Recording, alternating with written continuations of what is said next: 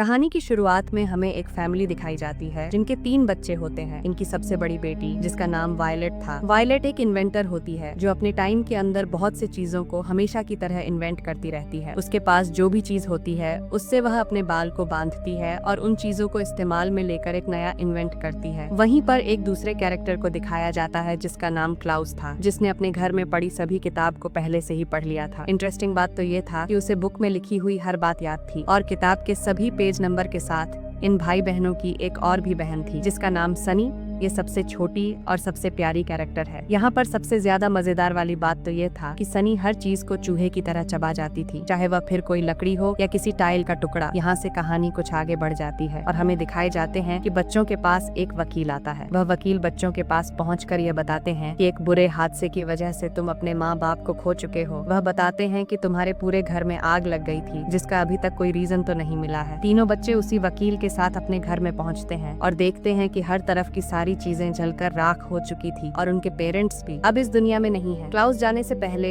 अपने एक रूम में एक दूरबीन को देखता है। यह वकील एक फाइनेंशियली वकील थे और यह इस फैमिली के पर्सनल वकील थे, इसीलिए यह इन बच्चों के हर चीजों को संभाला करते थे। अब यह वकील बच्चों को एक रिश्तेदार के पास लेकर जाते हैं जो इस फैमिली के सबसे नजदीकी थे। तीनों बच्चे जब गाड़ी से उतरकर बाहर आते हैं तो एक बहुत ही प्यारे घर को देखते हैं। बच्चों को यह लगता है कि हम एक बहुत ही अच्छे जगह पर आ गए हैं, लेकिन इनकी यह पहली और आखिरी गलती थी। जब बच्चे मुड़कर पीछे की तरफ देखते हैं तो वह एक डरावनी घर को देखते हैं जो कि एक जंगल में था। दरवाजा खुलते ही हमें इनके पहले रिश्तेदार को दिखाया जाता है। ये रिश्तेदार बहुत ही ज्यादा लालची किस्म का था। दरअसल इन्हें बच्चे नहीं चाहिए थे, इन्हें तो सिर्फ बच्चों का पैसा चाहिए था। वह इसीलिए उस वकील को जल्दी से यहाँ से भगा देते हैं। घर देखने में बहुत ही खतरनाक और डरावना लुक दे रहा था। हर तरफ जाल ही जाल दिख रहे थे, सीढ़ियाँ टूट चुकी थी और हर तरफ बुरी तरह डरावना सीन था। उस घर के अंदर एक सीक्रेट रूम भी था जहाँ पर वह रिश्तेदार बच्चों को जाने से मना करता है। इस रिश्तेदार का नाम काउंट ऑलिव था। उन बच्चों को आते ही काउंट ऑलिव उनके काम का लिस्ट पकड़ा देते हैं। उस लिस्ट में घर का सारा काम लिखा हुआ था, जैसे उनके घर की सफाई, खाना बनाना और बर्तन धोना, सब कुछ। थोड़ी देर के बाद वहाँ पर ऑलिव के गैंग भी आ जाती है। यहाँ पर हमें बताया जाता है कि ऑलिव एक ड्रामा हेड भी रह चुका था। उसके गैंग बहुत ज्यादा बैड और काफी खतरनाक दिख रहे थे। ओलिव सभी बच्चों को बोलता है कि मुझे 8 बजे से पहले ही खाना तैयार हो जाना चाहिए। इसके बाद वह अपने दोस्तों के साथ अपना ड्रामा प्रैक्टिस करना शुरू कर देता है। उसकी एक्टिंग इतनी ज्यादा बोरिंग थी कि उसके सभी दोस्त वहाँ पर सो जाते हैं। दूसरी तरफ बच्चे जब खाना बनाने किचन में जाते हैं तो उनको वहाँ पर चूहे और मरे हुए कीड़े के अलावा कुछ भी नहीं मिलता। कुछ न होने की वजह से और कोई भी रास्ता न दिखने पर भी वह बच्चे फिर पास्ता रेडी कर देते हैं। प्लेट में सिर्फ पास्ता देखने पर ओलिव बच्चों पर चिल्लाता हुआ कहता है कि तुम्हें तो इसकी सजा मिलेगी। इसी वजह से वह क्लाउस को एक हाथ मारता है। बच्चों के साथ पहले से ही बहुत बुरा हो चुका था। वह अपने पेरेंट्स को खो चुके थे, लेकिन फिर भी ओलिव बच्चों के साथ काफी बुरा व्यवहार किए जा रहा था। वायलेट तीनों में से सबसे बड़ी थी। हालात को संभालते हुए कहती है कि जहाँ पर हम रह रहे हैं वहीं हमारा घर है और अपने बालों को बांध कर एक छोटा सा एक्सपेरिमेंट करती है जहाँ पर वह एक हट तैयार करती है जिसमें वह बच्चे बैठे हुए थे और उनके पास उसके पेरेंट्स की एक पिक्चर्स भी थी जिसके ऊपर रोशनी डालने से वह टेंट पर दिखाई दे रहे थे। अगले दिन काउंट ओलिव बच्चों के साथ कोर्ट में पहुंच जाता है और वहां पर ये साबित कर देता है कि वह एक रियल गार्डियन है। ये बच्चों का रियल गार्डियन बनते ही बच्चों को मारने के लिए सोचने लगता है। वह सिर्फ यही सपने देख रहा था कि बच्चों को मारने के बाद पूरी प्रॉपर्टी उसको मिल जाएगी, इसलिए वह तीनों बच्चों को एक रेलवे ट्रैक पर छोड़ देता है और कार को लॉक करके उतर जाता है। जब बच्चों को यह बात पता चला कि जो ट्रेन आ रही है वह इस गाड़ी से टकराने वाली है तो तभी वायलेट जल्दी से वकील को कॉल करती है। वकील के पास भी ट्रेन चल रही थी, इसीलिए उन्हें कोई भी बात समझ में नहीं आती।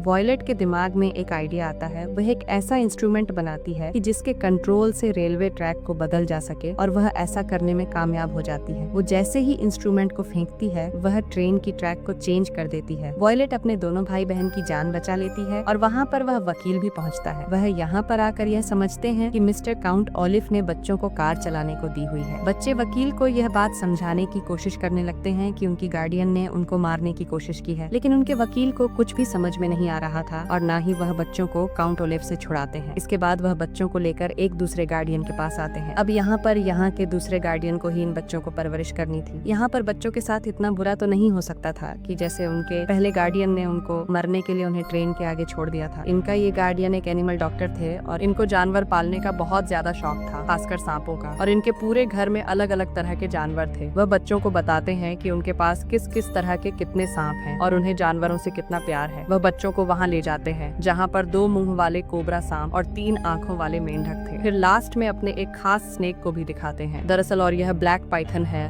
वह बच्चों को कहानी बताते हैं कि कैसे उन्होंने अपने दोस्तों के साथ इन सांपों को पकड़ा। वह बताते हैं कि यह दुनिया का सबसे ज्यादा फ्रेंडली जानवर होते हैं, ये किसी भी इंसान को काट नहीं सकता। रात होने पर डॉक्टर गार्डियन उनको गीत भी सुनाते हैं। यहाँ पर ये तीनों अपने दूसरे गार्डियन के साथ काफी खुश और खुद को बहुत ज्यादा कंफर्टेबल फील कर रहे थे। और डॉक्टर बताते हैं कि हमारे घर वाले भी मुझे यही गीत सुनाया करते थे। अब वह डॉक्टर तीनों बच्चों को अगली सुबह कहीं पर लेकर जाने वाले थे कि तभी वहाँ पर एक आदमी आ जाता है। वह आदमी इन्हें बताता है कि वह एक असिस्टेंट है। हालांकि इसे डॉक्टर ने ही बुलाया था, लेकिन यह आदमी एक बहरूपिया था। और यहाँ पर हमें पता चलता है कि यह आदमी कोई और नहीं बल्कि काउंट ओलेफ ही है, और यहाँ पर भी बच्चों को मारने के लिए आ गया है। बच्चे अपने डॉक्टर गार्डियन बताने की कोशिश करते हैं, लेकिन उनके गार्डियन बच्चों का इशारा समझ ही नहीं पाते कि बच्चे क्या कह रहे हैं। तभी बच्चों के दिमाग में दूसरी तरह का एक आइडिया आता है। वह एक सांप के ऊपर कुछ लिखकर अपने डॉक्टर गार्डियन के पास भेजते हैं, जिसे देखकर डॉक्टर को यह बात समझ में आ चुका था कि यह आदमी जो असिस्टेंट बनकर आया है वह एक बहरूपिया है। लेकिन तब तक बहुत देर हो चुकी थी। अगले दिन जब बच्चे अपने गार्डियन को ढूंढने के लिए जाते हैं तो वह उन्हें कहीं पर भी नहीं मिलते। यहाँ पर उन बच्चों को यह बात तो पता चल चुकी थी कि उनके गार्डियन अब इस दुनिया में नहीं रहे। पुलिस के इन्वेस्टिगेशन और काउंट ओलिव के बयान मिलने से यह पता चलता है कि डॉक्टर गार्डियन को किसी और ने नहीं बल्कि उन्हीं के ब्लैक पाइथन ने ही मारा था। बच्चे इस बात पर ऑब्जेक्शन करने लग जाते हैं, कहते हैं कि वह जानवर इतना अच्छा है कि वह उन्हें मार ही नहीं सकता। इस बात को कोई भी पुलिस वाले या कोई भी बैंकर नहीं मानने वाला। तभी यहाँ पर एक मिरेकल हो जाता है। छोटी सी सनी उसी ब्लैक पाइथन के पास चली जाती है। तभी लोग यह देखकर हैरान हो जाते हैं कि इतना बड़ा दिखने वाला सांप उस बच्ची को काटने की बजाय उसके साथ खेल रहा है। अब यहाँ पर पुलिस के साथ वकील को यह बात पता चल जाती है कि यह आदमी काउंट लेफ ही है। वह उसको पकड़ने ही वाले थे कि उससे पहले ही वह यहाँ से भाग निकलता है। अब जबकि बच्चों का दूसरा गार्डियन भी मर चुका था और अब वकील के पास जो तीसरी गार्डियन थी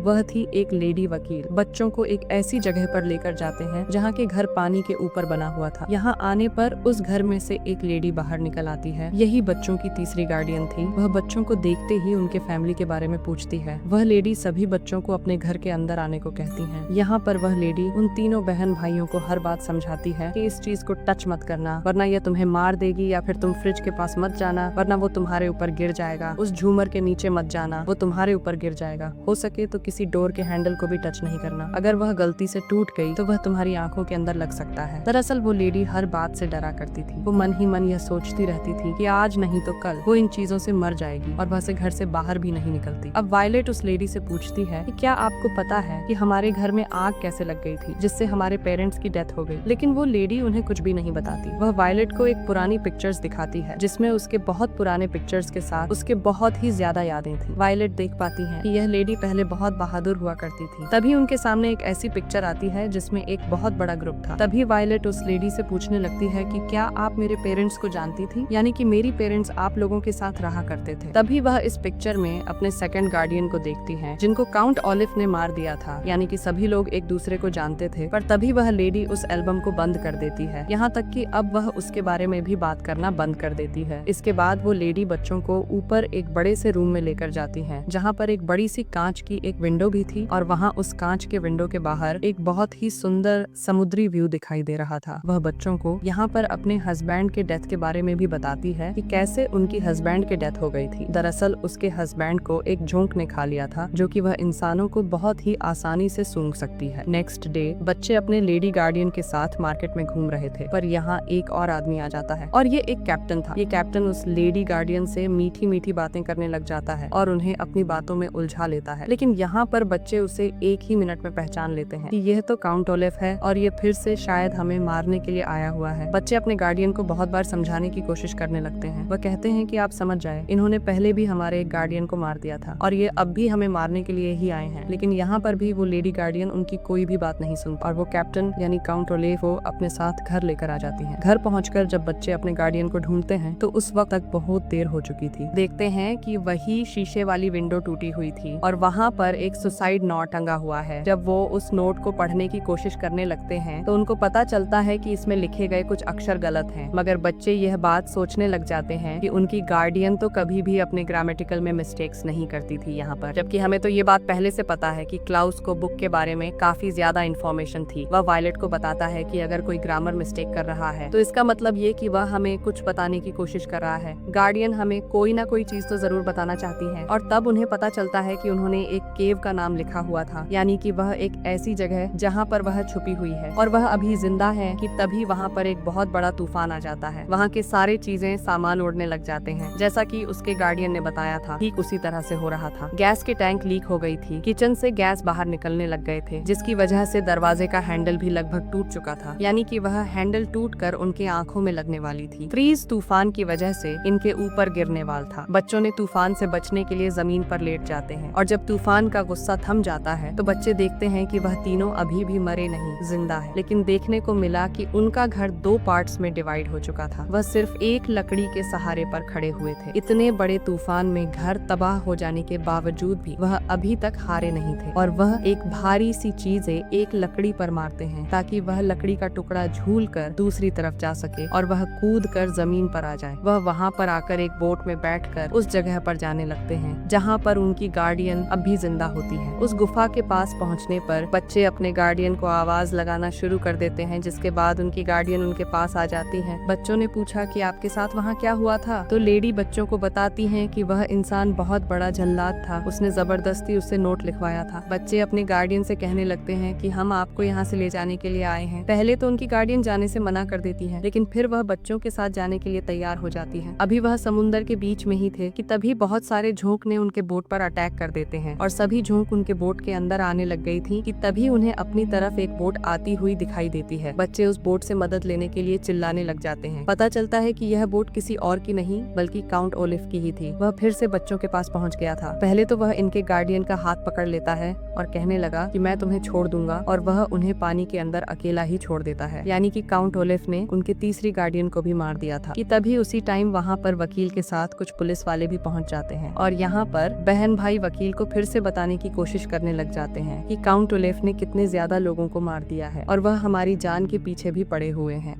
वह वकील यहाँ पर भी बच्चों के बातों को मानने से इनकार कर देते हैं। अब यहाँ पर काउंट ओलिव सभी बच्चों को अपने ड्रामा के लिए इनवाइट करता है। बच्चों को यहाँ पर कुछ भी समझ में नहीं आ रही थी कि वह आखिर क्या करना चाहता है, पर तभी क्लाउस को पता चलता है कि यह एक बुक की वजह से ऐसा कर रहा है। क्लाउस अपनी बहन को बताता है कि अगर हम दोनों की शादी अलग अलग हो भी जाती है तो हम दोनों अपने प्रॉपर्टी के लिए लीगल नहीं है। तभी उन्हें एक यह बात समझ में आ जाती है। दरअसल काउंट ओलिव एक प्लानिंग कर रहा है, यानी कि वह वायलेट से शादी कर लेगा और जैसे ही वह वायलेट से शादी करेगा तब उसकी सारी प्रॉपर्टी उसके नाम हो जाएगी। लेकिन यहाँ पर वायलेट उससे शादी करने के लिए मना कर देती है और कहती है कि कोई भी तुम्हारे इस ड्रामा पर यकीन नहीं करेगा, और कहने लगती है कि जब तक यह शादी एक लीगल जज के सामने नहीं होगी तब तक इस शादी को शादी नहीं कहा जा सकता। तब काउंट ओलिव उसे कहता है कि इस बात को तो मैंने पहले से ही सोच रखी थी, इसलिए मेरी नेवर मेरी हेल्प करने के लिए आई है, उसको तो बस यही लगेगा कि ये तो बस ड्रामा का हिस्सा है। यहाँ पर व्लेट मना कर देती है कि मैं ऐसा बिल्कुल भी नहीं करने वाली, पर तभी काउंट ओलिव यहाँ पर एक बुरी हरकत करने लगता है। उसने उनकी सबसे छोटी बहन सनी को पकड़ लिया था और घर के सबसे ऊपर वाले मंजिल पर उसे बांध दिया था और कहता है कि अगर तुमने मुझसे शादी करने से मना कर दिया तो मैं तुम्हारी बहन को इतने ऊंचे बिल्डिंग से नीचे गिरा दूंगा। अब मजबूरन वायलेट को शादी के लिए हाँ कहनी पड़ जाती है और यहाँ पर काउंट ओलिव का ड्रामा स्टार्ट हो जाता है। मगर अब भी क्लाउस हार मानने वालों में से नहीं था। वो यह सोच रहा था कि अगर वायलेट मेरी जगह होती तो वह क्या करती, इसीलिए वह अपनी बहन को बचाने के लिए बिल्डिंग के ऊपर चढ़ना शुरू कर देता है। दूसरी तरफ ड्रामा भी चल रहा था जहाँ पर शादी का सीन चल रहा था। यहाँ पर सभी को ये लग रहा था कि ये सिर्फ एक ड्रामा है। उधर क्लाउस उस रूम में पहुंच चुका था जहाँ पर काउंट ओलिव ने उनको जाने से मना किया था। क्लाउस के हाथ में एक पेपर था जो उसे अपने लेडी गार्डियन के घर से मिला हुआ था। उस पेपर के ऊपर आंख बनी हुई थी, बिल्कुल उसी तरह से जो काउंट ओलिव के रूम में बनी हुई आंख की तरह थी, और क्लाउस अपनी छोटी बहन को भी बचा लेता है। दूसरी तरफ ड्रामा भी खत्म होने वाला था और वायलेट मैरिज सर्टिफिकेट पर साइन कर रही थी, पर तभी दूसरी तरफ क्लाउस क्लाउस को समझ आ गई थी। आंख के ऊपर जो यह सूरज की रोशनी पड़ रही है, ये किसी भी चीज को जलाकर राख बना सकती है। और अब क्लाउस यहाँ पर बस सूरज की रोशनी आने का वेट कर रहा था कि जैसे ही आंख पर सूरज की रोशनी पड़ेगी, वह इस जगह को तबाह कर देगा। उसकी मदद से क्लाउस उस सर्टिफिकेट को जला देता है जिस पर वलेट ने अभी अभी साइन किया था। अब काउंट ओलेफ सभी को चीख चीख कर यह बताने लग जाता है कि तुमने तो इन बच्चों की बात नहीं सुनी। ये बच्चे तो कब से कह रहे थे कि इन सब के पीछे मेरा ही हाथ है और मैंने ही सबको मारा है। उस सर्टिफिकेट के जलते ही स्टेज पर हर आदमी आ जाते हैं जो कि उस ड्रामे का हिस्सा बने हुए थे। और इसके बाद काउंट ओलिव को सजा हो जाती है। और काउंट ओलिव को सजा होने से पहले जज उसे वही सजा देता है जो इन बच्चों ने अभी तक बर्दाश्त किया हुआ था, कि काउंट ओलिव को सबसे पहले एक ट्रेन के पटरी पर बांध दिया जाता है, फिर झोंक से भरी हुई बोट पर छोड़ दिया जाता है। दूसरी तरफ वकील के पास अभी भी बच्चे थे जिनका अभी भी ना तो कोई गार्डियन था, यानी कि कोई ऐसा इंसान जो उनका ख्याल रख सके। वकील उनसे कहने लगते हैं कि जाने से पहले मैं तुम्हें एक ऐसी जगह पर लेकर जाना चाहता हूँ। अब यहाँ से सीधा वकील उन्हें उनके घर लेकर जाते हैं जो कि पूरी तरह से जलकर बर्बाद हो चुके थे। जब बच्चे अपने घर में पहुँच जाते हैं तो वहाँ पर क्लाउस को एक लेटर मिलता है जो कि उनके पेरेंट्स ने लिखा हुआ था, लेकिन लेटर आने में काफी देर हो चुकी थी और उस लेटर के आने से पहले उनका घर बुरी तरह से जलकर राख हो चुका था और उनके पेरेंट्स की भी डेथ हो चुकी थी। वायलेट उस लेटर को पढ़ती है और इसी के साथ ही यह कहानी यहीं पर खत्म हो जाती है। कहानी पसंद आई हो तो लाइक और अपने एक दोस्त को शेयर